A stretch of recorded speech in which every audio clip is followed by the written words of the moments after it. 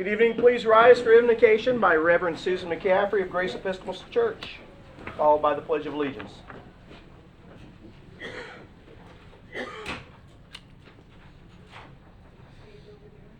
Love to have you right front and center.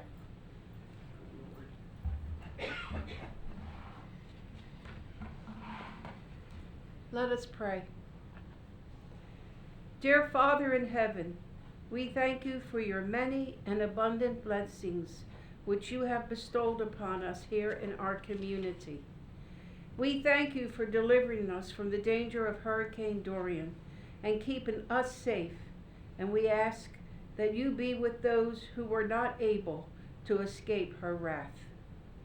We ask your blessings on the people who have been called to lead the Port Orange community in which we live, work, and play. Grant them wisdom, grace, and a thirst for justice and rightness to discern the welfare and true needs of our people. May they have the knowledge to govern amid the conflicting interests and issues of our times, and the ability to work together in harmony, even when there is honest disagreement. And may they have peace, joy, and love in their lives.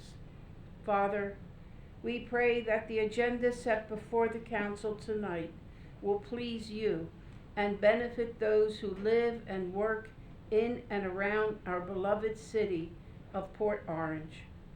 We ask this in your name, Father. Amen. Amen. Pastor, thanks for being flexible with your schedule this week. You're welcome. Thank you.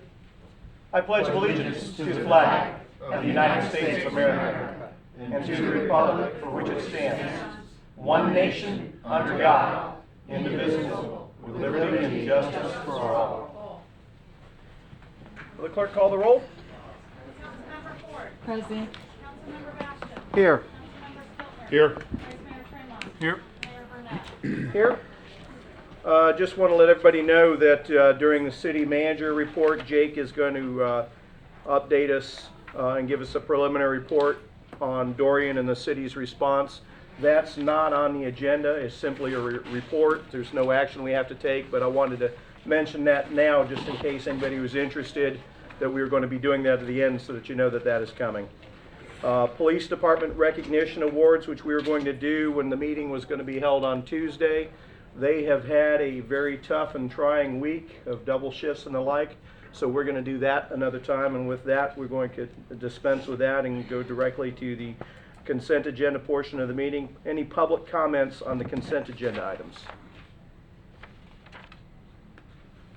There being none, the agenda for the evening's meeting, can I have a motion for approval for that? So moved. Second. We have a motion and a second for approval for the agenda for the evening. Mayor, I'd like to ask that item number 11 from the consent be pulled. Okay, we'll take that in the next motion on the Okay. consent. All for approval of the consent agenda, for approval signify by saying aye. Aye. Consent agenda approval. Items 7 through 12 minus 11. Need a motion for approval for items 7 through 10 and 12. So moved. Second. Call the roll. Councilmember Ford. Yes. Councilmember Bastian. Yes. Councilmember Spilner. Yes. Vice Mayor Tremont. Yes. Mayor Burnett. Yes, 5-0. Item 11, approval and ratification of the National Association of Government Employees, NAGE 2019 through 2021 collective bargaining agreement. Scott, I appreciate you pulling that. This is one of those things that I certainly feel belongs on consent because this is very easy. We've agreed to it. We gave great direction to staff. They went out and executed it. But I'm glad that you pulled it because I think it's important that we take a moment, especially in a week like this, to recognize our employees. Your thoughts? Yeah, I concur. That's kind of why I wanted to pull something that I know is a lot of times just procedural in nature from the consent, but especially with this passing week, I just wanted to make a comment how proud I am of all of our city employees, and that, you know, one of the challenges that I think we face as a council, not only protecting the taxpayer dollars, but also making sure that we can hire some of the best employees possible. and that we can provide fair and competitive wages. And that's a tough thing to do right now. We're in a market right now that is very difficult to not only find and hire good quality people, but retain them. And it's quite a challenge, but I'm pretty proud that I think the Nage Group, along with the city staff, were able to work through this very effectively and timely, and I'm very appreciative of that. I think that's a really important thing that shouldn't go unnoticed. So a lot of good work and hard work and a lot of good, honest discussion comes out of that process, and I think it shouldn't go without notice. Hey, Andy, come up here for a second. I wasn't gonna have him come on. Well, this is a guy that kind of speaks for them, and I think maybe Sort of. if we're going to do this, Kinda, sort of. let's do this right. Do you have anything to say for yourself? I don't want to tap myself on the shoulder. Just wanted to But- thank, well, I'll ahead. let you have a word in a second, but I just wanted to thank you for your great efforts negotiating in good faith on behalf of the people who take care of the citizens of this city. I know that's not easy representing all of them. I just wanted to thank you for taking that on and doing what I think was a good job on their behalf. No problem. Thank you. If I might have a moment to thank some people, please. Absolutely. Go ahead. Introduce yourself, please. Andy Baldwin, President of Nage, City of Port Orange. I knew I was going to have to do that. She wouldn't let you forget, Andy. That's okay. To our mayor and our council, thank you. To our city manager, thank you. To our directors, Susan Lavallo and Lynn Stevens, thank you. To HR Representative Amanda Sargent, we'd like to thank her. HR Director Jamie Miller, thank you. And Jamie, if you would do one thing for me. You had a young lady with red hair that sat behind. Would you please tell her tomorrow that we said thank you? Appreciate it. We, the executive board, our union reps, and members of Nage would like to thank you for your input into our contract and for allowing us the chance to sit down and talk with you and express our concerns as workers for this great city of Port Orange. To the council, going way back to Maryland when you was running for office, we sat down with you. We expressed our concerns. To all of you, we've sat down. Scott, I know Les took you aside and he talked with you. I appreciate the opportunity to sit down in a public setting in a restaurant and to talk to you guys and express our concerns, and you guys express your concerns back to us. Thank you so much for doing that. Appreciate that. I'd like to see us in the future, guys and gals. I want to see us do this more often, so that we can all be on the same page, and we can all go through this time that we're going through now and in the future, and we can all go through it hand in hand and make this a better place to live. That's what it's all about. Mr. Mayor, that's all I got to say. All right. Thank you all.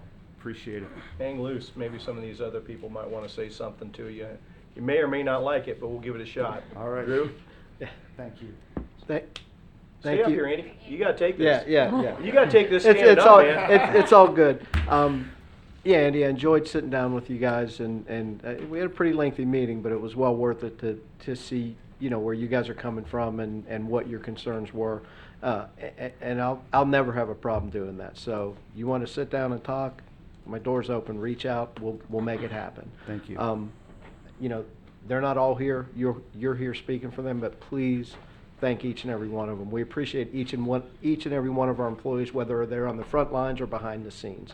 Doesn't make a difference. You're all important, and we appreciate you and what you do on a daily basis and in the course of state of emergency and all the other little things that get overlooked. So thank you for everything. What Appreciate this was a surprise. I had no idea that this was going on tonight because of the hurricane and stuff. And I got contacted this afternoon, and I started hemming and hawing. I said, well, do I want to go? And then I says, you know what? I need to go because nobody else is going to be there. Yeah. Well, we're glad you showed up. Thank you. You And represent pass on your our guys. appreciation. That's you representing your guys and girls, being there for them right here and right now. Chase? Andy, you and I go back a number of years, man. Mhm. I've always been impressed, and you've exemplified great passion in everything you've done, character. And probably the greatest trait I love about you is your humility. You've never been above doing anything, whether it's at church or out in the field, and Thank I you. look up to that very much, and that's a model that that everyone should follow, and that you're the right guy to lead the charge. I'll sit down with you any time of the week, and I'll grab Thank some you. wings with you anytime. I always appreciate hearing directly from the guys in the trenches. So, you know, my phone's always on for you, pal. Thank you. Thank you, sir. Marilyn? A lot of the employees in Age are not the ones that are out front, but please know that I, and I believe the other council members, have tremendous respect and recognize the value that all of you bring.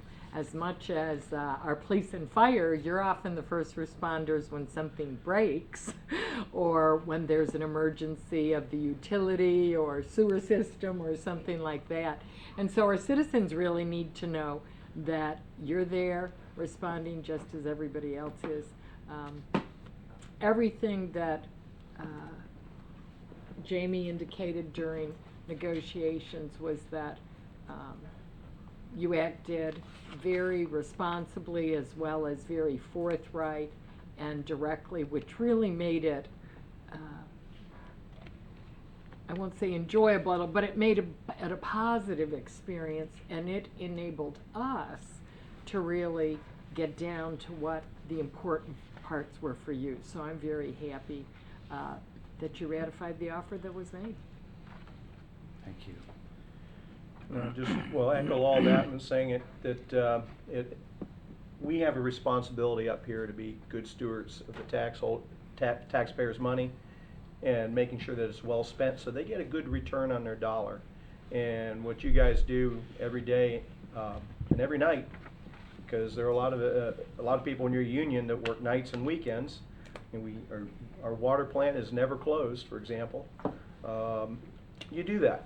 And you're there for us, and we appreciate, I know that all of us had some input on how to spend, I think, what was it? This was well over $500,000, but this is a very large part of our workforce, and we appreciate that. With that, I'll accept the motion for approval of the ratification of the contract for item 11. So moved? Second. We have a motion and a second. Call the roll. Councilmember Ford. Yes. Councilmember Bastian. Yes. Councilmember Stillman. Yes. Vice Mayor Tremont. Yes. Mayor Burnett. Yes, 5-0. Mayor, might I add something in case Andy doesn't stay through city manager comments? You may, sure. So, Andy, we haven't had a lot of opportunity other than hellos and how's it goings and work-related stuff, but I have to tell you that you, as well as others, but as the leadership of NAGE, epitomize our core values. I don't know if you read them every day. I know there's posters all around with those core values, but commitment. You're committed to the NAGE team and your co-workers. Adaptability. You compromised in negotiations. Respect. Something you have and everybody has on your team all the time for each other and our citizens and everybody. And ethics and integrity, the most important thing to me. So thank you so much for carrying the core value lantern, if you will, and as with everybody else, you are a very respectable man, and I appreciate everything you did this year as a leader in AGE. Thank you. Appreciate it. Mr. Mayor, Council, Mr. City Manager, thank you again. You got it. Thanks. Thanks, much appreciated. Citizen participation, item 13, request from Southport Development for an affordable housing contribution from the city of Port Orange.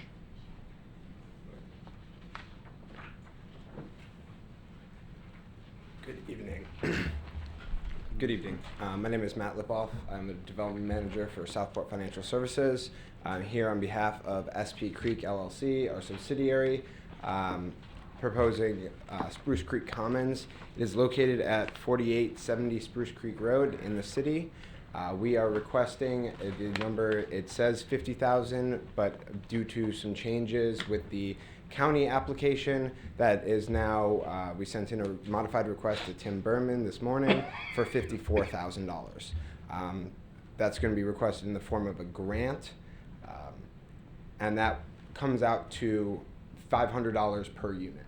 It's a 108 unit development for the family demographic, and we intend to apply for the upcoming Florida Housing Finance Corporation funding cycles.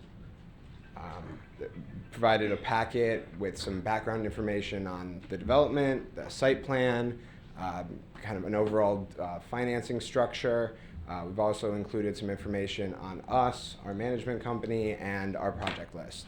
We have 170 projects nationwide, totaling about 18,500 units. Most of them are in Florida.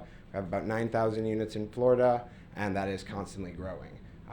Most of those are either acquisition rehabilitations or new construction that we build ourselves. We are long-term owner-operators. We do not build and flip. We will be partners with the community for at least a 15-year period. That is the compliance period for these type of deals, and that's the length with which we will be on the hook, as it were, for the financing, making sure that the development is stable, making sure it's healthy, well capitalized, and an actual vibrant community. That is our goal, and we really, really hope to be able to develop something in your community. With that, I'll take questions or try and clarify anything you may have. It's time. Councilman Lee's asking us for questions. Anybody have any questions? Yeah. Is this request, you said it's for 500 per unit? Yes. Would that be in perpetuity or consistent or just one-time? It's a grant for the one-time development of it? One time for the development of it, and that money will be used to pay either impact fees or property taxes. We don't intend to have that money be leaving the community. It would be paid toward the development of the community. I'll be honest with you. Affordable housing is something that's certainly very important and much needed in the county. And I serve on a First Step homeless shelter, and we're always concerned about the next step and getting them into permanent housing. And this kind of project is exactly what is needed. So I'm open to it. However, we have specific zoning in our community that would permit us to offer a grant through our CDBG money that comes in. This particular location is not eligible for that, and that's where my issue kind of lies. Right. With this. I want to be receptive to it, but I think I'd rather take the approach of sitting down with our community development and finding out more appropriate locations that would make you eligible for this grant money that does come in, which is to be used for purposes like this. That's my preference. Well, one of the issues that we run into there is Florida Housing Finance Corporation has its own set of rules as to where you can develop. One of the criteria is you have to be in a boost area, either a QCT, a qualified census tract, as designated by HUD, or what they call a SADDA, a small area difficult to develop area. So basically, it's an area which is too affluent to get affordable housing in there because of land prices or zoning issues, and there are other issues with Florida housing in terms of proximity. You need to be close to bus stops, you need to be close to grocery stores, you need to be close to schools. So this creates essentially concentric circles where you have to be right in the middle of a bunch of very, very nitpicky criteria. And this site scores perfectly. There are other sites within Volusia County that work. We have yet to find another site within the city of Port Orange that is both zoned, boosted, and scores. So from the Florida housing criteria, this site is perfect. I fully understand that you have CDBG criteria, and I was not aware of that when we were doing our initial site selection. We were later made aware that the Richmond corridor is where you want to see your CDBG money, and we are absolutely open to doing developments down the line in that area. The only issue is right now the deadline is October 10th for the first application, and site selection has been going on now for 12 months. So we're pretty far down the line at this point. You went through looking for, have you sat down with our community development guys at all? I've before? sat down, we've had conversations over the phone, haven't actually sat down. I mean, to look at sites, to see where there are other appropriate places here? Or did you say, hey, this is the site we want, and then? There's a combination. We've looked at alternative sites, but you have to deal with sellers, we have to get the Sure. thing under contract, there's, many of these programs are leveraging based, so the lower amount you spend developing the thing per unit, you're more competitive. It's just a factor of the corporation wants to make sure that the taxpayer money that we're using for this is being well spent. Sure. And we, as developers, don't want to be wasting taxpayer money. That doesn't look good for us, and that makes... And we as council people don't want to do the same. Exactly. Right. So while we understand that you have CDBG money that you want to funnel to certain areas, this cycle with this site, that just doesn't happen to be a possibility. So we understand that you have very, very tight budget. This money would be the last money in. Basically, we are just asking for a commitment that would be able to be funded in next year's budget, and it would be able to, the $54,000 would be in addition to $300,000 from the county, in addition to a chunk of money from Florida Housing. Have you secured the funding from the county yet? The county due date is next Tuesday for the funding, but they are expecting that we have some sort of at least soft commitment from a local government in addition to leverage that. I appreciate the dialogue and the responses. And I want you guys here. I want to be a part of bringing more affordable housing here, but I'm going to stick with where we've already have places where we are allocating for this exact reason. Tough for me to go out of it. Yeah, Respectfully. I understand. Any other comments to us or questions of council? Anybody else up here? You got anything else you want to try to pitch us? Try to sway us? I mean, other than the maybe the generational argument, which is to say when you have younger millennials and now Gen Z entering the workforce, it's really hard for them to find an apartment. I got a list of jobs right here, basically entry-level jobs that are the top 10 occupations that are found in our types of developments.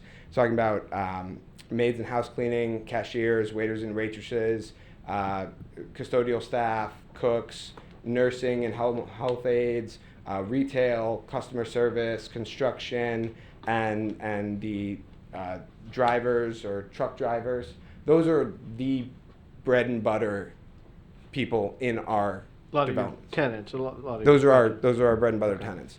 And as you have younger people trying to stay in the communities that they grew up in, it's harder and harder for young people to buy a house. I know this because the community that I grew up in is my generation's priced out of it. And unless there are more apartment rentals that young people can start their lives in their communities with, there's just no way to keep them here. So I would just say that, from a community aspect, I mean, I just saw half the community come in here, and this seems like, from what I've experienced in here, seems like a community that you want to keep the next generation in, that you want to continue to build. We want to be the partners to help you do that. And so for $500 a unit one time, we can build you 108 units that can get 108 families to stay in your community. Beyond that, If you want us to look down the line on the Richmond corridor, we will absolutely start doing that. This just gives us an opportunity to get these 108 units in this year, if that's something that the community is, wants to see. So, Thank you. Appreciate it, thanks. Anyone here up here care to float a motion on the item? There being none. Citizen participation on agenda. Robert Reinhagen.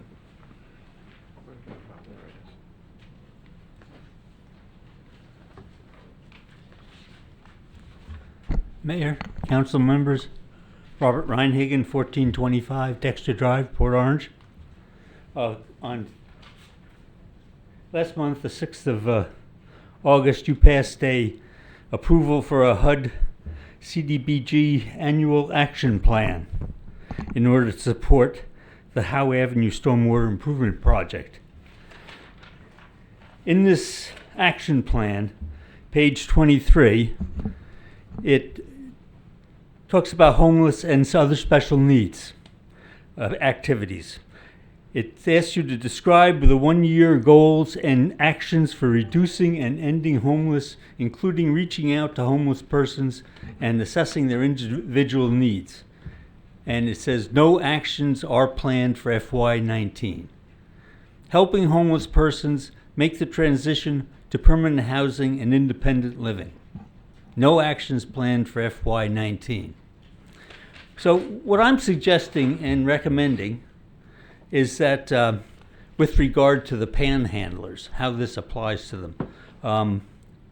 There's been a lot of discussion about people's sensitivities being offended that panhandlers are here in Port Orange. I recommend that we fulfill the purpose of the action plan by identifying the real needs of these panhandlers, by having the police take a social worker with them when they talk to these panhandlers. The social worker can determine if these people are truly homeless and offer them services that might be available. Besides identifying real needs, they can also evaluate the panhandler's threat to themselves, if the panhandler is a threat to themselves or to others.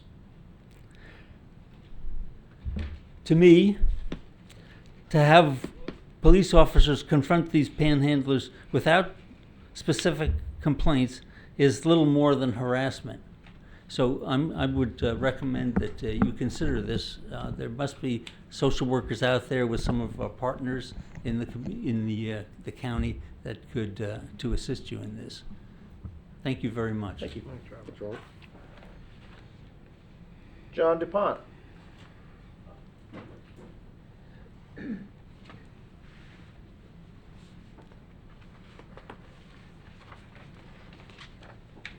Hello, my name is John DuPont. I live in 4000 Corrientes Court in Jacksonville, Florida. We are affordable housing developers, just like my friendly competitor who preceded me. We do have a site that's in the CBDG area, Herbert Nova. It is zoned. Our vision, and we will be back in front of you at a later meeting. We're too late to meet the deadline. It's zoned for multifamily appropriately. We feel like it will adequately score and be competitive at the state level. I want to take a minute just to explain, this is a federal tax credit project. It's allocated through the state, through Florida Housing. Many of you already know this, but these are federal dollars. This represents probably 10, 12, maybe $15 million of federal funds coming into the community. And they'll go somewhere else if they don't come here. So let's not miss that opportunity. Our vision is for workforce housing, family housing, young people making less than 60% of the area median income, which is not poverty level. Yeah. Most of our tenants are young people starting out, or the opposite end is older, retirees. We won't restrict any age group. It'll be open. I've been doing this about 20 years, many states, And a lot of times, sites are scored by proximity and what zone you're in and all, but they forget the basic real estate criteria of, is it a wetland? Is it in a flood zone? Is it going to cost an extraordinary amount to develop, if it can be developed at all? Or at least, a lot of times zoning will allow you 15 per acre, but because of these other jurisdictions, you can't get it in there. So this, and I've talked to Tim about this, he understands me clearly, so that needs to be considered. One correction, the state applications are due October 29th, not October 10th. I don't know where that date comes from. The county was supposed to be due next week. I talked to county purchasing, they're probably going to delay it at least a week because of the storm. And they're going to step up with $300,000 of their SHIP money, which comes from Tallahassee, and that's what I sent to the county. It's to support deals like this. But for some strategic reason, the county didn't want to fund the whole $354,000. I think they wanted to see the local communities contribute, their support of the project. So we really are going to go hard for the county money, but even if we get the county money, if we don't have the additional money from the city, the deal will be placed in a much more highly competitive situation. Appreciate you. We'll be back at a future meeting. Thank you. Council comments. Marilyn? I think the only thing I want to say is I really appreciate city staff. I know that everyone worked from finance to getting FEMA forms ready to Parks and Rec, which were the cooks, I think. Firefighters and police were out there, and certainly the city manager was a great leader in terms of communication for our citizens and for those of us on council. And so I really appreciate everything that city staff did. I'll include legal down there. We know that you had a role in looking at things. And so I'm glad that everybody's safe, and this is a great community to live in. Chase? Yeah, I'll echo that. I'm sure all of us will have the same similar comments. I'm extremely proud of our staff and our residents and council. Just a terrific team to be a part of. I say it time and time again that I think we have by far the greatest staff of department heads, people in the trenches doing the work. However hard we would have been hit, I would have expected it to have had as minimal damage as possible because of the terrific preparation, and not just the last few days leading up to it, but year round, the quality of work that's done by our staffers here. And so hats off to the manager and entire staff for just a terrific job. Is it? That's it. Thanks, Drew. Yeah, I'd agree. We have to start at the top with Jake and every city employee on that organizational chart underneath them. Whether front lines or behind the scenes, we appreciate it all. You did a great job for us, as you always do, and thank you just isn't enough, but it is greatly appreciated to have you, and we're blessed to have such a committed and dedicated staff to help us get through times like these as well as our normal operations. So much appreciated. Thank you. Scott? I'll take test runs any day. Yeah, for sure. Other than the real thing. As will we. Right? But that's exactly what we ended up fortunately experiencing this week was a test run. And it's a good thing in so much as it gives all of us an opportunity to really evaluate things that we've done to be prepared. One of the things that struck me was that as we were starting to mobilize resources around the city, that's really when you start to see what are our capabilities, what are we really capable of doing when it's a tough time. I shouldn't say it's easy, but it's relatively easy to operate a city when everything's great, right? Weather's good, crime's low, traffic's low. I'd like to see some more of those days. But you know, when things are going really good, it's pretty much just a matter of fact, without thought type of a deal. But when you have something like this approaching you, and you're counting on having resources, that's not the time to realize we don't have enough front end loaders, we don't have enough firefighters, we don't have enough public works folks, we don't have the equipment and the resources we need at the water treatment facility or the wastewater facility and things like that.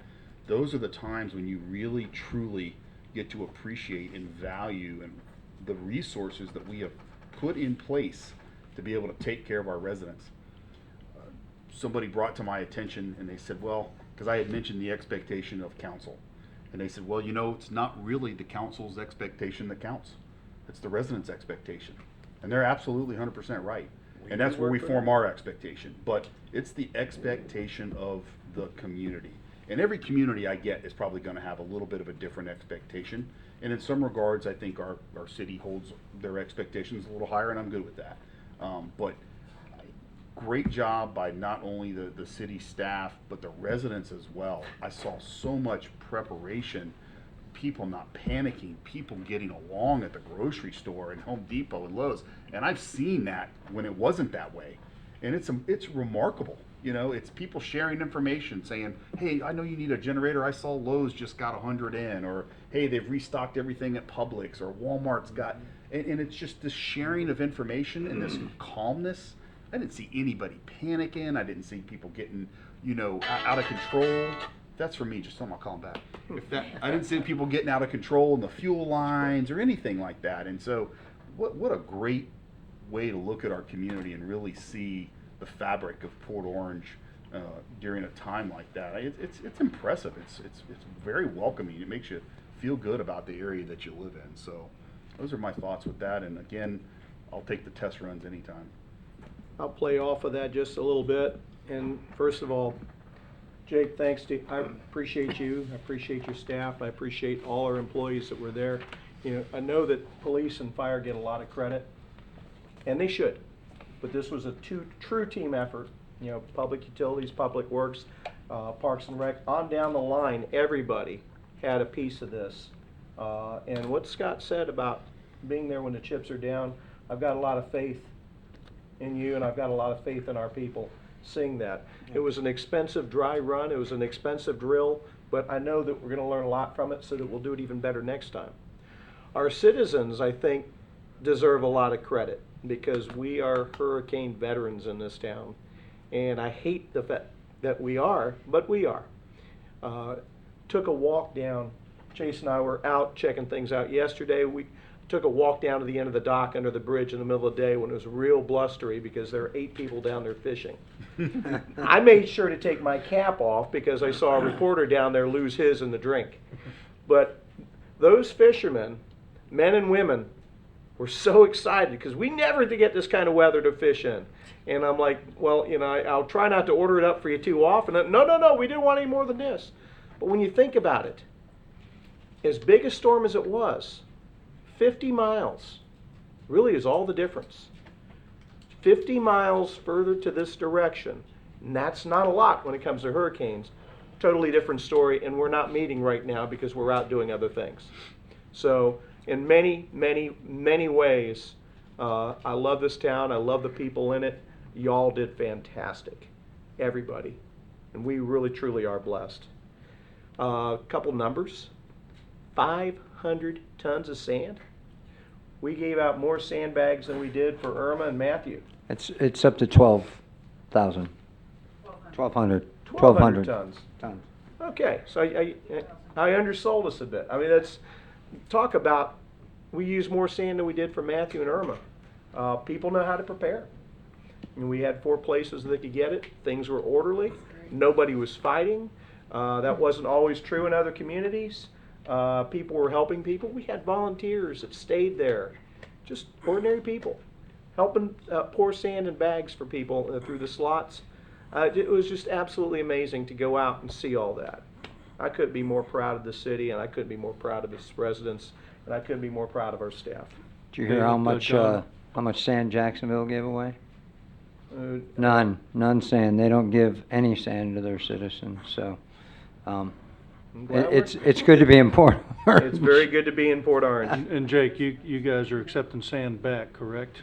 We'll tell the residents about. Sure, we'll take your sand back. We are, You guys we, can use. we are, we would like people to hold on to their sand till the end of hurricane season. You know, there's 3 named storms out there now. They're not scheduled to come here today, but no sooner will you give your sand back that you'll be asking for more sand.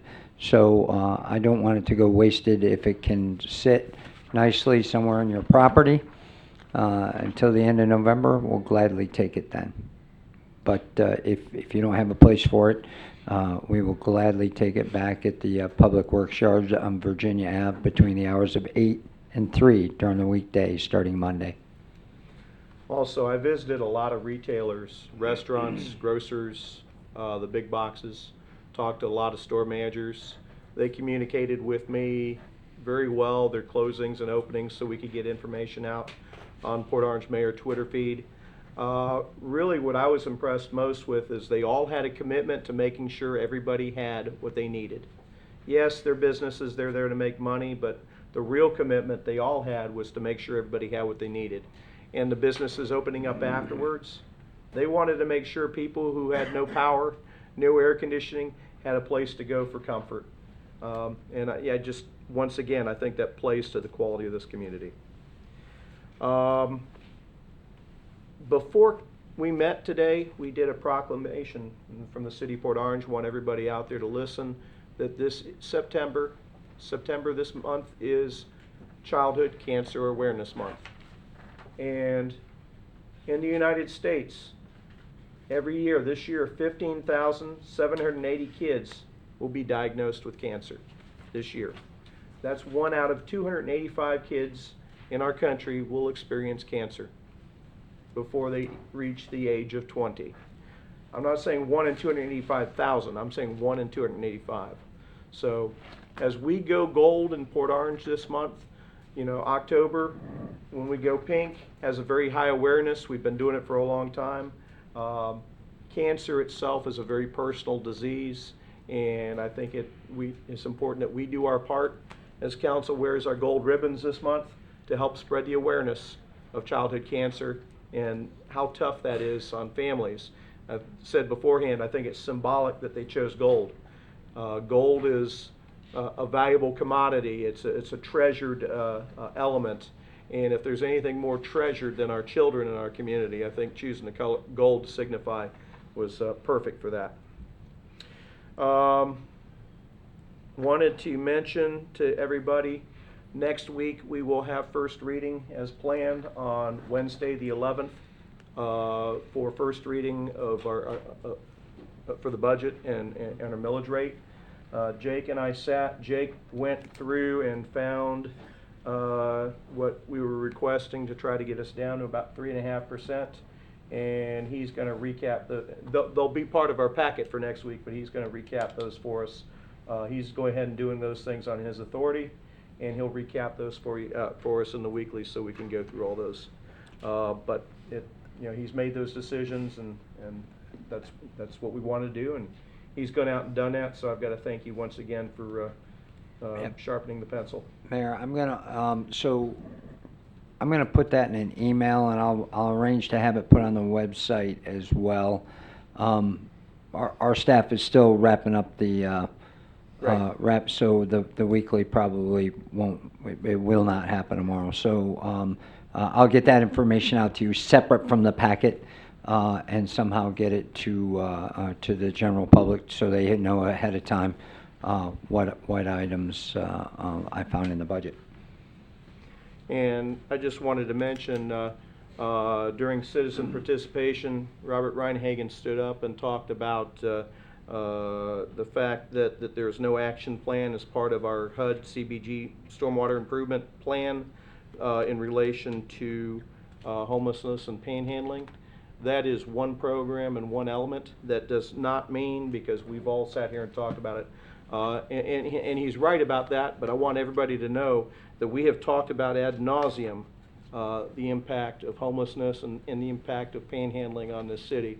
So although it's not an element of that plan or that program, it is a standalone plan, program of something that we have been working on. And I have visually seen improvement on our streets with panhandling. It Yes, ain't sir. perfect, but we appreciate the fact that you've got a plan and a strategy that's not going to get us in trouble in court, but at the same time that PD continues to engage and do what they're supposed to do to address activity that is not legal in the city as we address that issue. Yes, sir. With that, Mayor, I'm sorry, I have one more item there. We got sidetracked talking about hurricanes, so. wait a second. I'm sorry. You got to wait 2 weeks now. You want me to? Go ahead, Scott. I just wanted to make sure that we recognized the police department in the city of Port Orange lost one of our very valued VIPs Lee. on Tuesday, Lee Rapawano. Miss Lee, as she was known, worked considerable amount of hours volunteering for the city of Port Orange and our records department. So just want to ask everybody to keep her and her family in their thoughts and prayers. Scott, thanks for doing that. I that totally saw the email today and that slipped my mind just now. I appreciate you bringing that up. And you really threw me off my game. My apologies. You're right. Let's keep them in our thoughts and in our prayers. That brings us to the public hearing portion of our meeting. Item 15 is second reading of ordinance number 2019-27. Give me just a second. Ordinance number 2019-27 is an ordinance of the City of Port Orange, Volusia County, Florida, rezoning plus or minus 7.58 acres located at 6015 Spruce Creek Road from R-10SF Single Family Residential to GPU Government Public Use, authorizing revision of the official zoning atlas and providing for an effective date. Motion to approve ordinance number 2019-27. Second? We have a motion, second. The item's on the floor. Second reading. Council comments or questions? I just hate to approve something like this prior to 10 p.m. at night. I mean, seems kind of fitting that Pastor Kirsten would have to wait at least till 10:01. But Well, it seems like any time we have community development night that it usually Right. happens well after dark. Would anyone here care to speak to this item? You don't have to. All right, back to us. Call the roll. Councilmember Ford. Yes. Councilmember Bastian. Yes. Councilmember Stiltner. yes, Vice Mayor Tremont. Yes. Mayor Burnett. Yes, 5-0. It's probably the only time I've ever seen you shy away from a podium. Congratulations and good luck with it. Congrats, Pastor. You too. That's why we did it.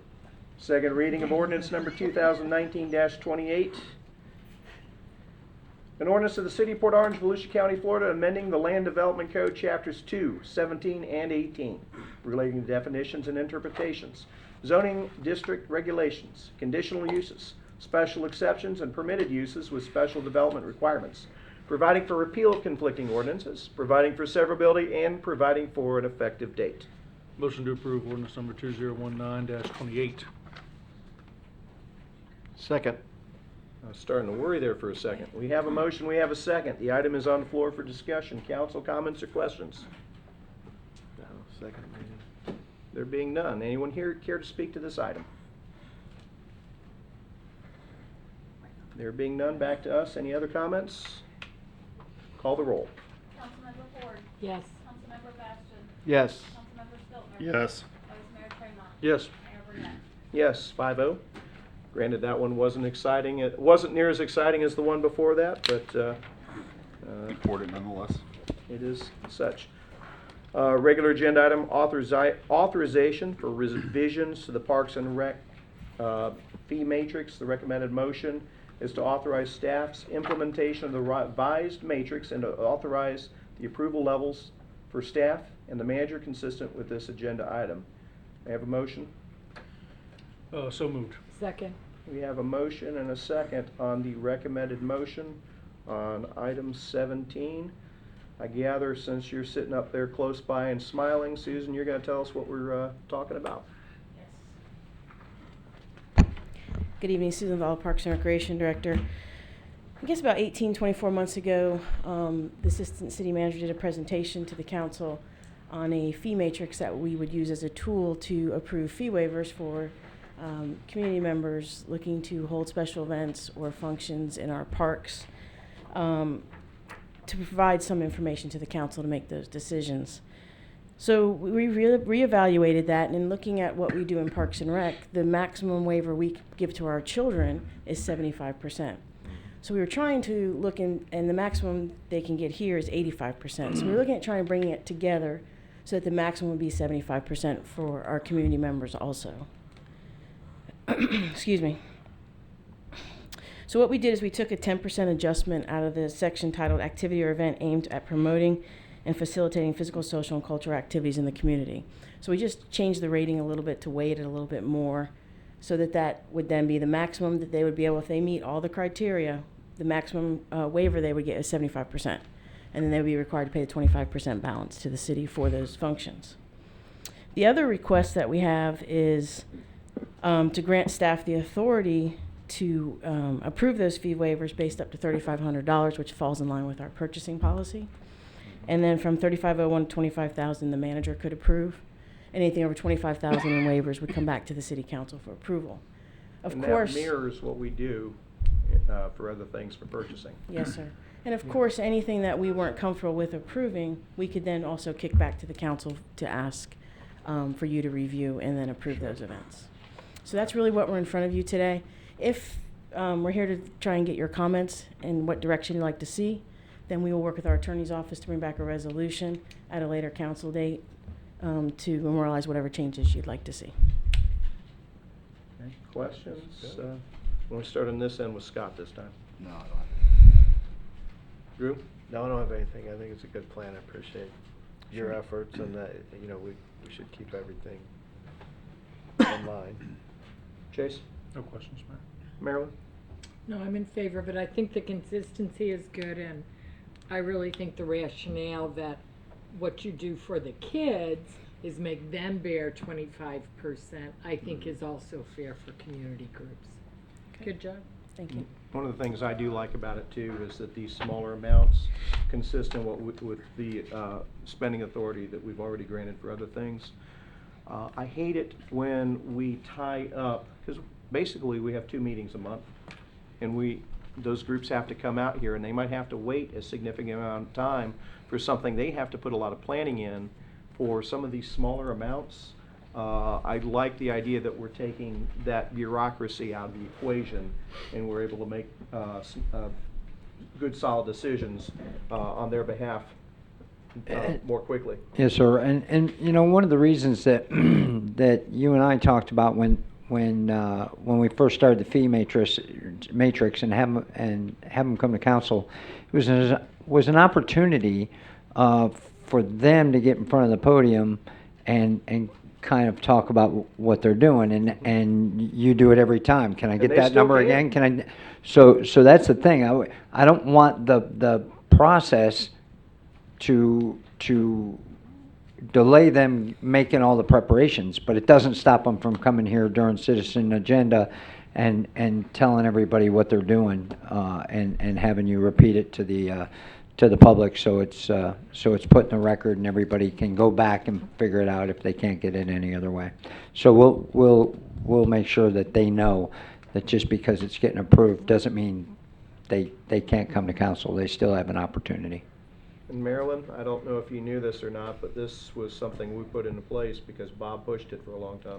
Mm-hmm. We're glad to have done it initially because of that. Any other information or wisdom you care to impart upon us at this time? No, I would like to thank you all for supporting us during the storm too. So Is thank you there very any much. truth to the rumor that you were running an omelet station yesterday? I was not running an omelet station. Okay, so I did not miss out then. You did Okay. not. You were running an omelet station? I was not. You were? I ate Fruit Loops one day. Were our phones broken? When anyone in here care to speak to this item? Back to us. Let's do a voice vote signifying our approval for staff to go back and prepare the resolution. All in favor signify by saying aye. Aye. Aye. Any opposed? None opposed? Go to work. City Attorney, you have a request to negotiate indemnity standards. Yes, Mayor and council members, the indemnity clauses that many of our vendors are requesting are a little bit burdensome. And we always bring any indemnification in a contract to council. However, because of the time required and we want to keep these contracts moving quickly, and some of them are very small contracts. I've got one on my desk right now that's $6,000, but they want you, the city, to indemnify them. And it's kind of a protective measure. Some of the contractors are even-handed. We protect them, they protect us. Some of them are just, you protect us and we could care less about you.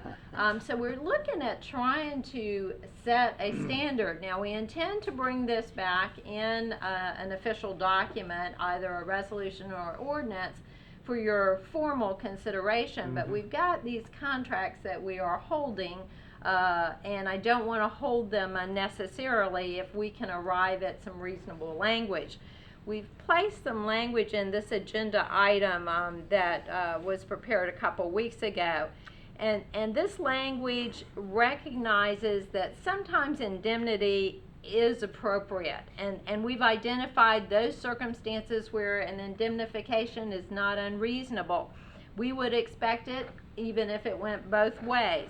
That would be for breach of the agreement, breach of laws, willful misconduct, and that could be on the part of our employees, criminal conduct, reckless acts, or fraud. So we're standing responsible for our employees' conduct or those who we pull into the contractual relationship.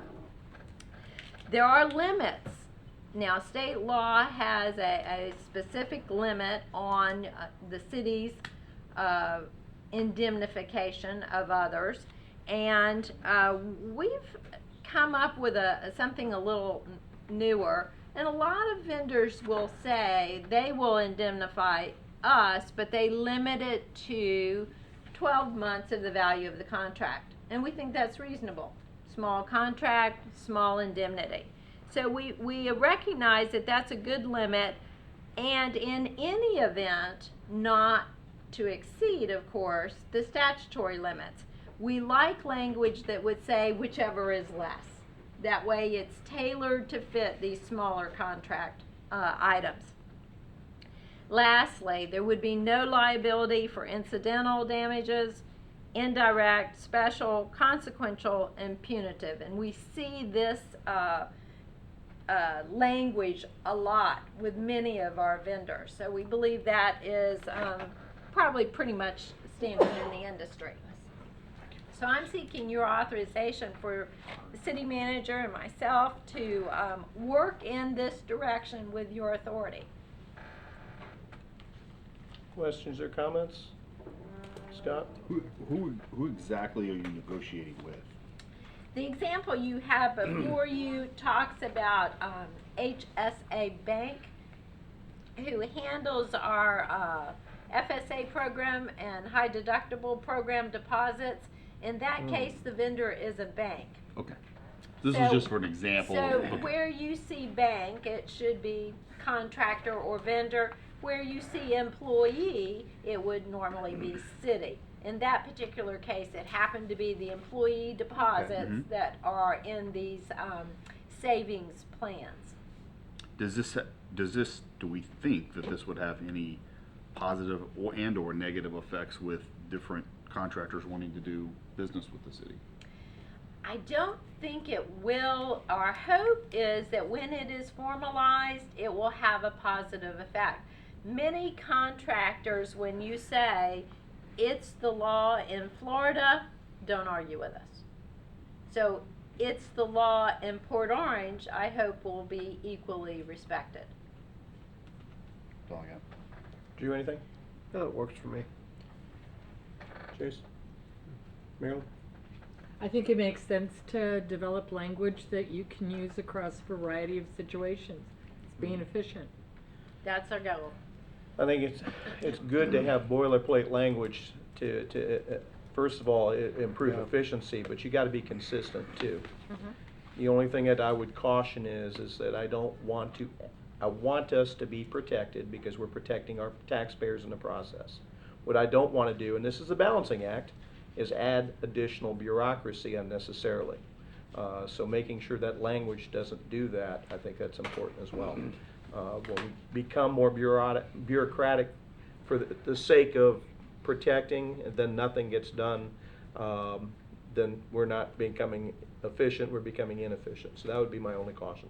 Our whole goal in developing this template, if you will, for the language is to move these contracts more efficiently by being able to say, this is the standard in Port Orange, this is the law in Port Orange, and we will only know after we've implemented it for a period of time whether it's achieving our goal. I'll certainly be happy to keep you up to date on that progress. And with your approval tonight, the city manager and I will move in this direction and approve those contracts that are consistent with this template. Any objections? No. There being none, you have consensus to move forward. I'd like a motion, if I may, please. So moved. Second. All in favor signify by saying aye. Aye. Any opposed? Thank you, Mayor and You Council. really do have consensus now. Anything I else really for do. us? No, sir. Okay. City manager? Sir, a couple things this evening, two to report, and then I'll give you the Dorian update.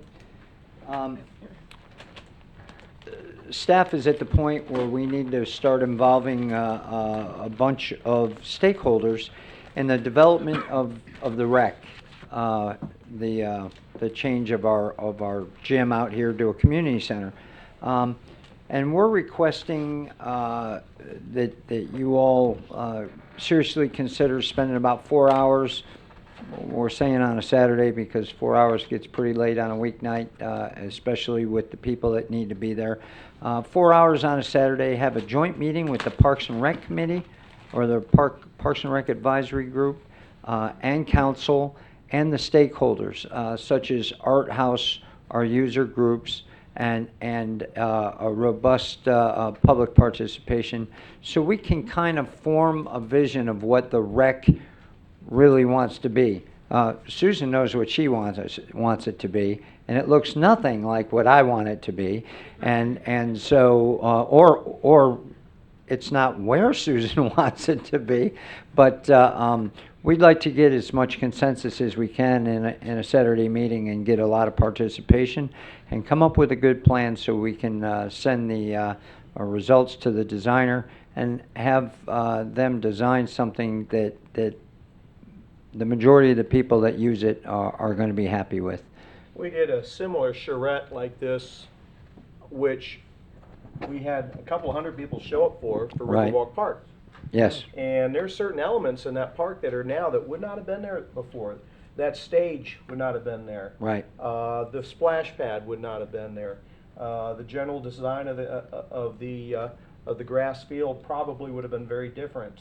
And a lot of the design of that park is because of things our citizens had a chance to have a say in at such a meeting. And Right.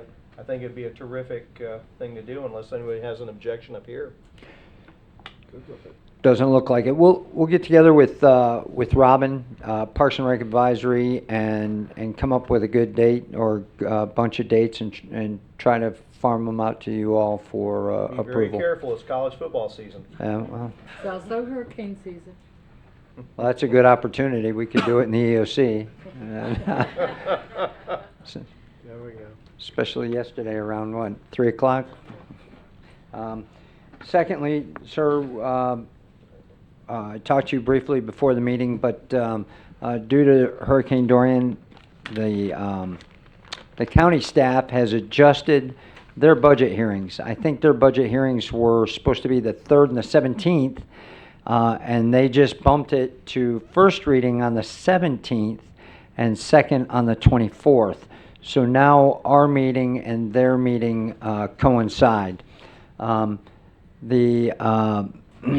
the Department of Revenue, the State Department of Revenue, based on the emergency order that Governor DeSantis gave us the latitude to have a coexisting meeting. I'll read through that right now. Where a municipality or taxing authority subject to the provisions of section 200.065 Florida statutes, which is us, has already scheduled its tentative or final hearing on the millage and budget, it will not be required to change that hearing date if the county or school board moves its hearing to a date that is in conflict with the previously scheduled taxing authority's hearing. This is second reading for us. It's second reading for them. And the executive director of the Florida Department of Revenue has signed off that this is okay. We'd like to proceed because it has been scheduled and our public know it's been scheduled and they're preparing for it. It's advertised, and if the county want to move and work around us, they can certainly do it, but I don't, I don't think they choose to do that. that's their business, and we're conducting ours. Anybody have any problem with proceeding as planned? I'm good with the current schedule. Okay. You just saved $180 for having to yeah. re-advertise it, by the way. 180? More? Maybe more? Oh, more. All right. Last but not least is Dorian update. Andy, you're still here. So the Dorian update. It was a close call. We watched that thing for days and days and days and days. And so during the days leading up to it, we were able to get a lot done. One of the things that staff realized early on is the longer we have to prep, the longer people will prep, right? If you wait till the last minute to get something done, it only takes a minute. So our public did, our citizens did a great job preparing. Councilman Stiltner and I kind of had a funny conversation. Everybody went out and bought cases and cases and cases of water, which is great. But the city of Port Orange, every time you lift that tap handle, water comes out of your spigot. So knock on wood, it happened again, and we hope for it to happen again. But water might not be the thing you need to spend your money on, up to you. But water was one of the things that was in high demand at the beginning. The other thing that was in high demand is sand.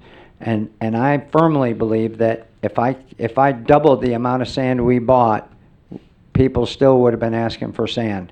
That's an expectation setting for this city, and we know now, depending, I think, and we're still getting the IRMA numbers for us, but Councilman Ford or Councilperson Ford, we've communicated on that. But we're looking for an average, so next time we can kind of gauge how many tons per day we use, and then if we have the wherewithal, we'll come to you ahead of time and say, look, do you want to just keep going till it goes out? There's people that'll buy 10 bags or come and get 10 bags a day till they have the foundation for their new swimming pool, I think. So we gotta kind of watch that. But all in all, we did a great job with the sand until the Sunday that we ran out on a holiday weekend. The other thing that we realized is garbage is probably one of the most important things this city has to Number one to question offer. I think all of us had. So garbage and debris removal before, and when's it going to start again? And are we going to get makeup days? I can't make a makeup day, but so I think we did a lot better job during this hurricane in setting the expectations of when things were going to happen on the backside, when things were going to happen on the front side. But one of the things we learned is, especially this one, when it happened on the weekend, the people that were waiting for the hurricane to come, and it didn't, they didn't take time off of work to prepare their home because they knew they had the weekend to do it. So when Saturday hit, it was beautiful. So, all right, Sunday's going to be bad. I'm going to get my last day of fishing in on Saturday. I'm setting a scenario here. And then when Sunday hit, is when they did their house prep. Well, when Sunday hit, we were preparing the city and didn't have time, and Waste Pro had devoted their efforts to garbage. We did not have time to grab everybody's debris. And a lot of people left a lot of debris out there. So now we have projectiles all over the place. So one of the lessons learned there is we're going to have to come up with a like a cutoff date, 48 hours prior to an event, CPA of a hurricane or whatever, to say, look, you can't put your stuff out by the public right of way anymore because we don't have the assets to pick it up, and you don't want to endanger your neighbors. So that will probably be more like a public nuisance or a public safety type ordinance. Matt Jones is looking at that now, but we'll beef that up. There may be fines associated with it. We'll bring it to council for discussion and talk about the pros and cons of that as we develop it. But those are the things we're looking for. And then on the backside, which happened fairly quickly, again, it was garbage. When are we going to get back to normal? When's recycling? When's debris removal? And even when we set the expectations, our communication, we're still battling with all the different ways we communicate. We're still not communicating effectively to everybody. But we have the time and energy to answer those phone calls and tell people, one-on-one what the schedule was in this case. And we got a lot more phone calls today on it. So we will continue to work on that communication and how do we clearly articulate what is coming.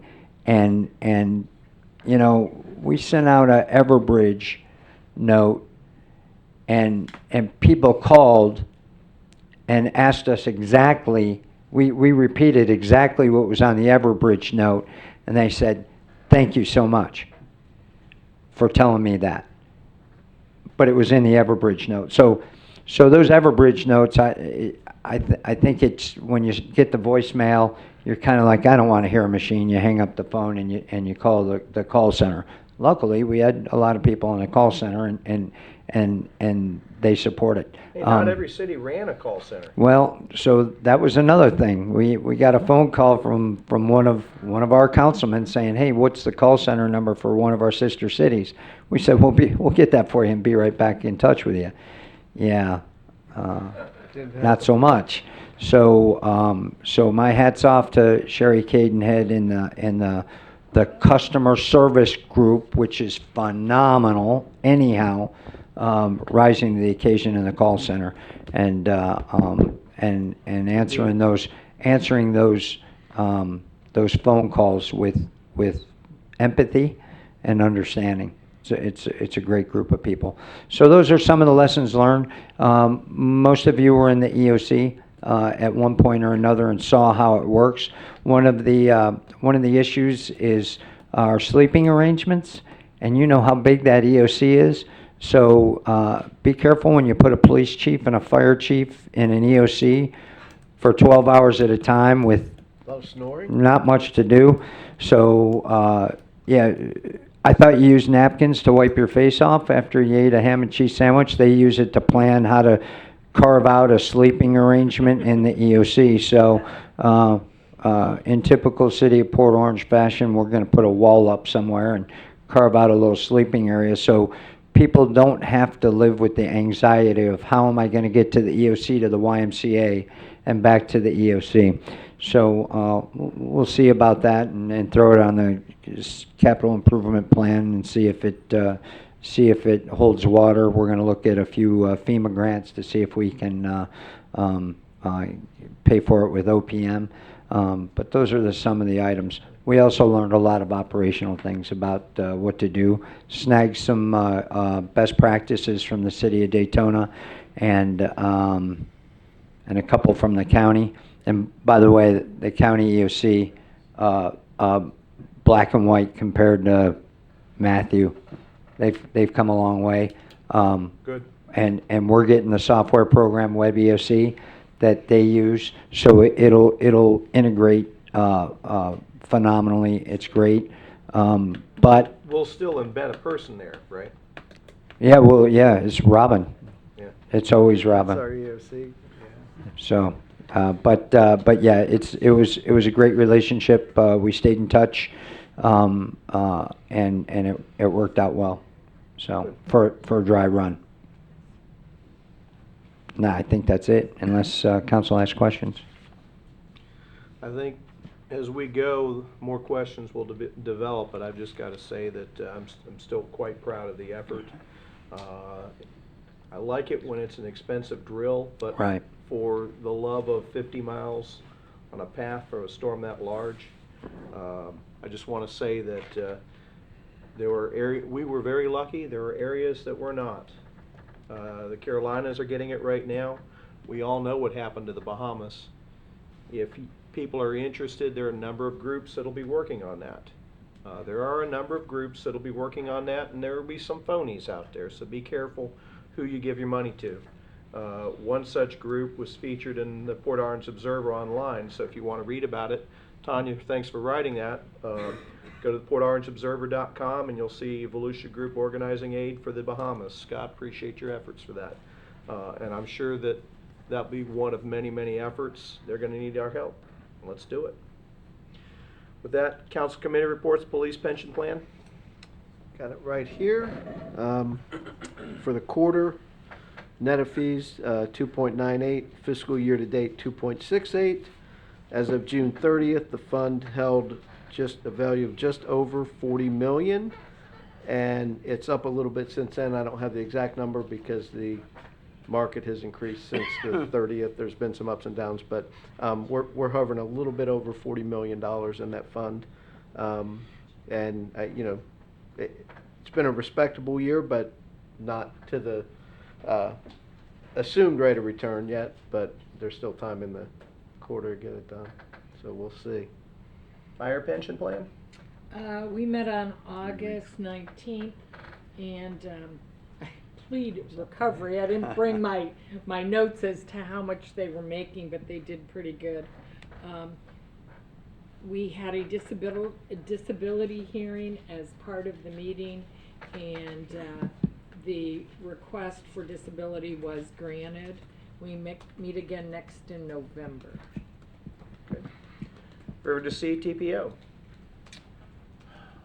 Last meeting was the longest River to Sea TPO meeting that I've attended.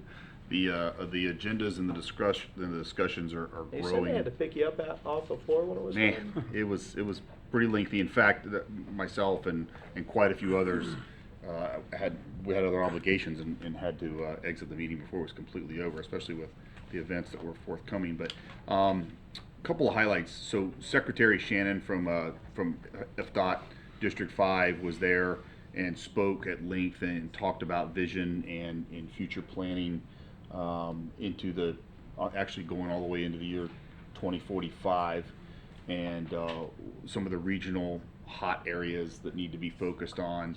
Of note for our particular area was an interchange at Pioneer Trail. That remains definitely on the radar as a strategic plan for them to continue to work on.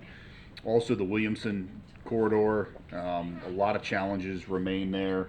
That's definitely an area where there's a lot of communities that have a concern with a lot of state, and I just actually heard recently from a resident who was wanting to know when are they ever going to get the rest of Williamson 4-laned, and the big sticking point there remains the overpass. There's a huge cost in being able to change that overpass from a 2-lane to a 4-lane overpass, so and a lot of partners involved in that. The downside to a lot of the long-range planning is the new focus on funding challenges. Mm-hmm. The way these projects are going to be funded into the future and have to be matched by communities are going to be significantly different than they've been funded in the past. And they are going to create mass challenges that I don't know that anybody has truly realized those impacts and hurdles. Some of these projects that are going to require, matches in the 50 percentile that are tens of millions of dollars. Some of these communities, I don't know where they're going to get the funding from. I mean, it's really going to be a massive challenge. The federal dollars that used to be filtered down don't exist anymore. They're not there. The way state dollars are divvied out, you know, a lot of communities like Volusia County, we don't fit into a lot of those high priority and needs like a lot of the metro areas in Orlando and Tampa and Jacksonville and South Florida and stuff do. So the fight will be real. There's a lot there to be learned, and as we look at future dollars and future projects, there's going to be very, very few winners and a lot of losers. It's just how it's going to work. So And getting things done is going to require some interesting partnerships. well, and two, yeah, you're right. It is. It's going to require interesting partnerships, but it's also going to require elected officials at all levels to be able to go back to the residents and tell them the story and the information as to why things aren't getting done and how that funding, that lack of funding, local dollar funding to be able to achieve matching dollars doesn't work the way it used to work. And that there's going to be interesting stories to be told for years and years and years and years. So just something to keep in mind. There's a lot on the radar. A lot of the future planning for the region is what's on the agenda right now for a lot of the FDOT and the county DOT and local staffs to be working on and laying out what are the focuses and challenges going to look like in the next 25 years as we move forward. So, one of the things that we see working, and that I think's important for us, is to leverage the local relationships our public has with our elected and appointed officials at the state to get people like the Secretary of Transportation, because we don't have tens of millions of dollars, but the state does and can match the federal funds to get things like a Pioneer interchange or whatnot.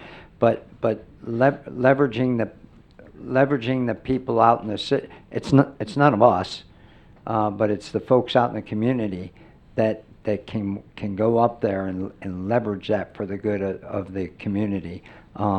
You know, the Hyatt Browns and people of that stature who can pick up a phone and talk to somebody for longer than 2 seconds and at least make an impact, if not get the money, because otherwise it is going to go to all those bigger projects and maybe we still won't get it. I don't know.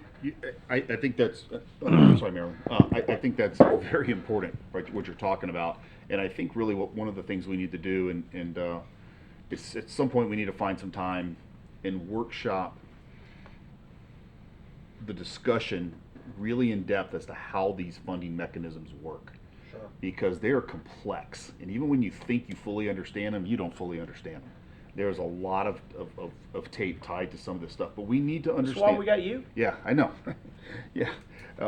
My advice is don't rely on me trying to explain it all to you. So, That's why I was asking for a workshop. But we really need to do that, and I'll tell you why, is that we are not unique in a sense that the headaches that we deal with and we hear from our residents that involve traffic, by and large, don't come from municipal streets and don't always come from things that are well within our control. So we really need an in-depth understanding, and as things have changed, we're going to have to relearn those and really grasp those funding challenges and understand them to a level that I don't think we've ever really needed to. But it's going to be important, because I think Jake's right. I think that to be able to get a major project done, it's going to require a lot of discussion and time with our partners at other levels to be able to create those things and get them done. Very good. What I was going to ask or suggest is we might want to think about, after the workshop, how we can approach our legislators, both state and federal, to change the rules. Because obviously the rules were changed and they're tied to some funding differences, but the case that you made as a mid-sized community, let's say, with an abundance of roads that are state and county and federal, we're caught in this dilemma, and so we should be thinking about how we can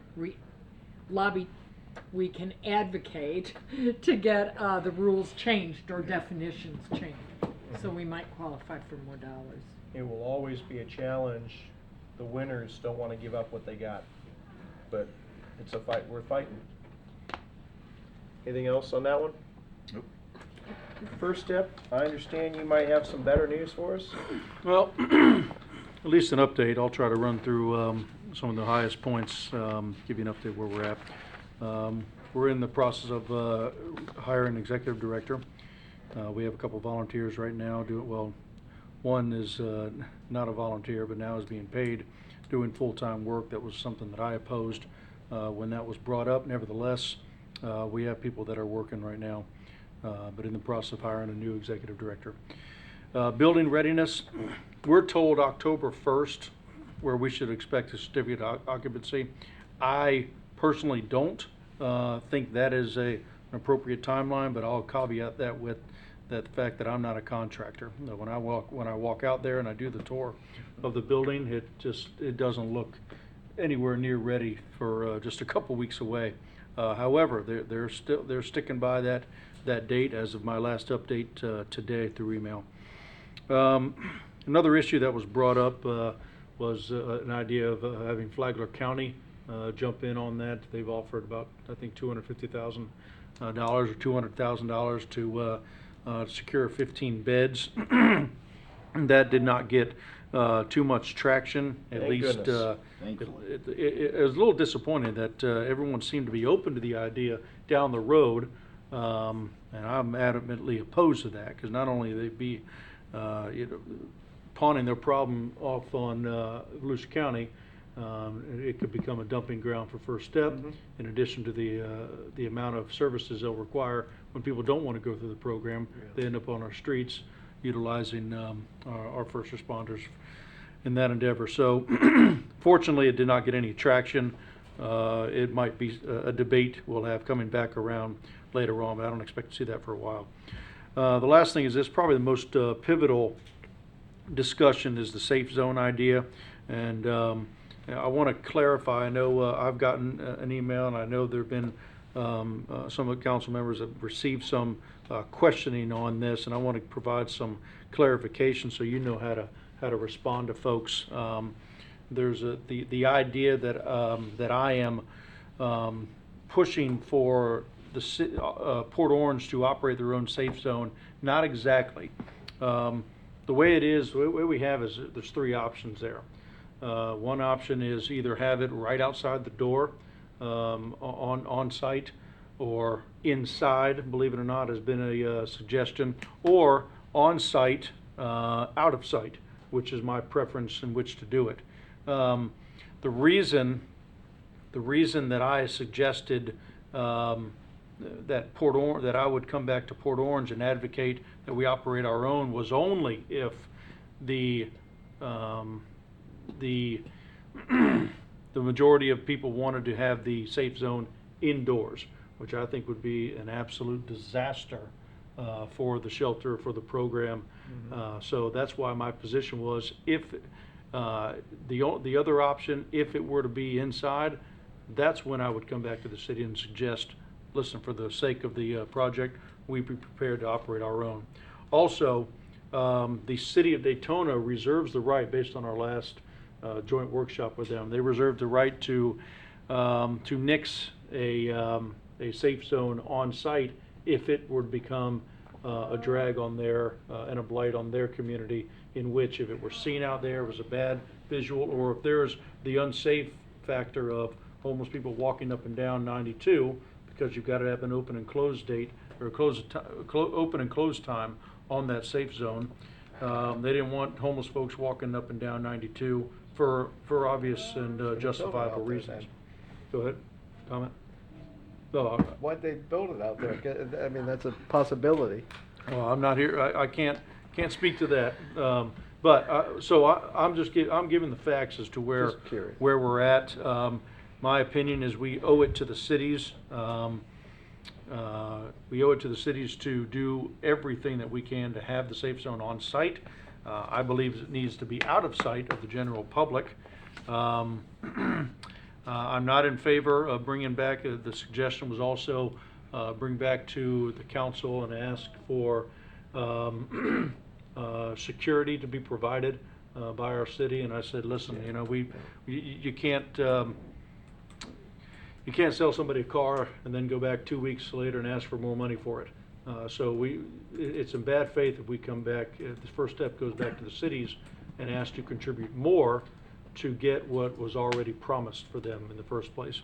So it's to our, it's to the right thing to do for the board is to figure out a way to operate the safe zone on site, so it can be usable by all participating cities as was designed for, but also not impact the indoor program of what's going on in there. So I'll take any comments you guys want me to bring back to the board at our next meeting on the 16th, but I hope that gives a little clarification as to where my position is and as to what's going on.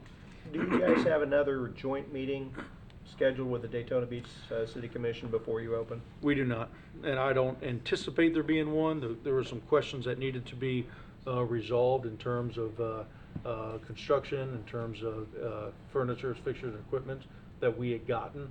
I don't see the need really for another joint workshop. We don't have any As other long lingering as the questions. communication is open. It's always been a concern.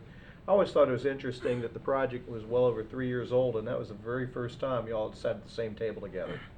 You know, you're asked and tasked to run a shelter that you had no voice in designing. Agreed, but- and I've been pushing that for quite some time, and you know, Port Orange, we joined, you know, I guess about 1.5 years after a lot of the legwork had been done earlier on, and you know, I want to speak positively about it because, you know, the fact of the matter is, we need this to succeed. We need it to work. Absolutely. You know, we've had a couple members resign. You know, so be it. It is what it is. But you know, I have no intention of resigning as long as this city is going to be participating. I'll be honored to continue to work at it. It's not the ideal situation. It's not the ideal program. There's always better ideas out there. But the fact is, this is all we have. This is it. And homelessness is an incredible systemic problem in this entire country. So it's certainly not just secluded to just Volusia County. But this is the program that the county has opted to do. So I enjoy a challenge, and it's my job to do everything I can on that board to make sure that it works. Appreciate it. Keep your nose to the grindstone. Anything else for Chase on that one? Yeah, Chase, do you know if any of the board members or Daytona or the stakeholders have visited the Pinellas project? I know initially they were thinking about like kind of mirroring those operations. Has anybody visited that and seen the successes and asked what the failures were so that, you know, it doesn't get repeated here? It's all, I can't speak for the other board members. I can tell you that it is on my calendar to go out and visit. I've done some individual research on it. They actually have a safe zone that does operate right on campus as well. But I'm opposed to that. It looks too much like a jail over there, and you know that, and if you call it jail diversion, you know, nothing wrong with jail diversion in the sense that the other alternative is jail. So, however, you want to create the best type of environment that you can. That's going to be contributing to their emotional positivity, emotional confidence. From what I've seen on the outskirts, Pinellas does not have that.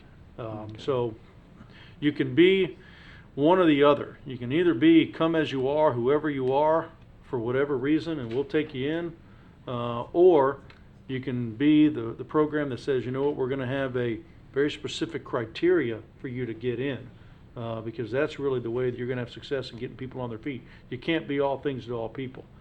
So this idea in the very beginning of whoever you want and come, and whenever you want to come, you can make it in. That's not the recipe for success, to putting people back on their feet. So there's some big challenges and big questions that still need to be determined. as to the intake process. That's another issue that we're working through right now. Who's allowed to bring folks in? People from the church, or are you allowed to just walk up? We don't think that's the appropriate way to do it. You've got to have solid background checks before you come in.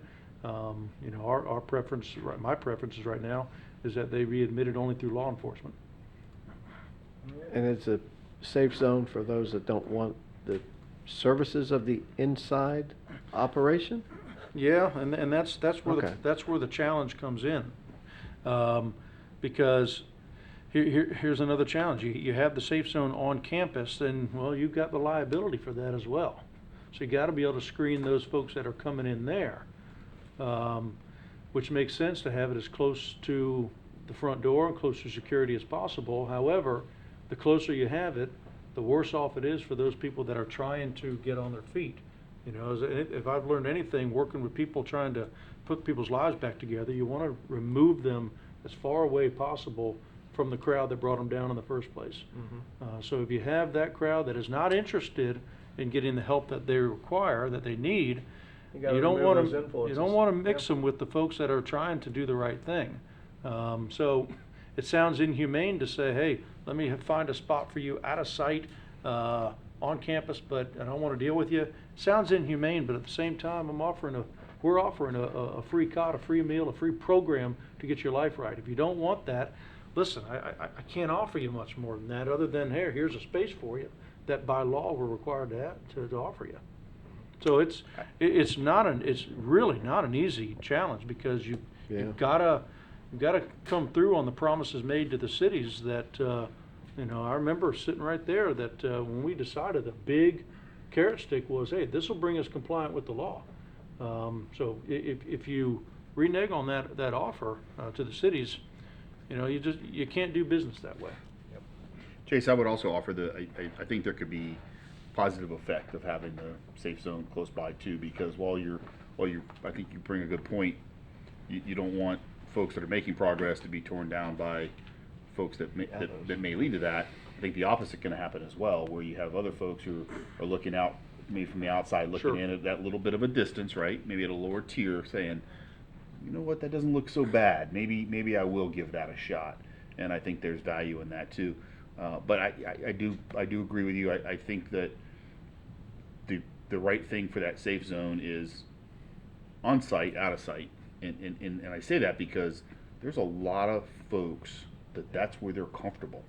They don't want to be in sight, but they do want to be safe. Yeah. And to know that they're not going to get mugged, stabbed, whatever, and that, even though to us, we look at that, and a lot of society looks at that and says, man, living out in the middle of the woods, that's just crazy. To a lot of folks, that is comfortable to them.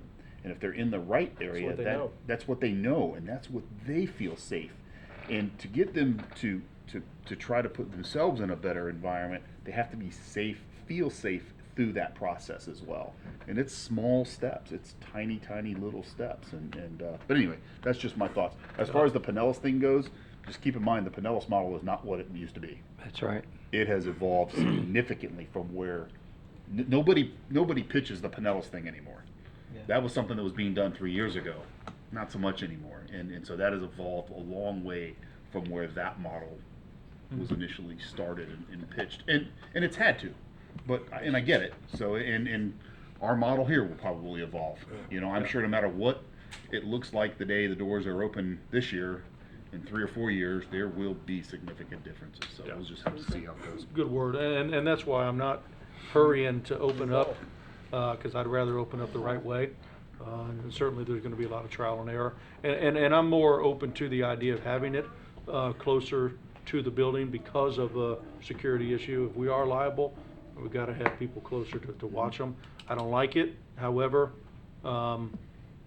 way better than having it indoors, which some of the board members have proposed. So not looking forward to doing that. Did I hear you correctly say Daytona reserves the right to get rid of the safe zone? If it becomes a blight and there are serious safety concerns of having homeless folks walking up and down 92, then they reserve the right to say, listen, you can't have that there. Can't have that where it's in sight of everybody, or if it just becomes a blighted area because of that. Which is interesting because it's certainly, with the number of homeless they have, certainly in their best interest to have one. Which at the end of the day, Well, but that could impact us. I mean, Mhm. Sure. that's Sure. one of the key parts why that we you gotta monitor need, it. and Right. so I would encourage you to stand firm, and Mhm. they need to have metrics before the board is willing to give that up, and they need to explore options such as maybe they contract for bus service at different times. you know, which is why the preference is to have a spot out of sight.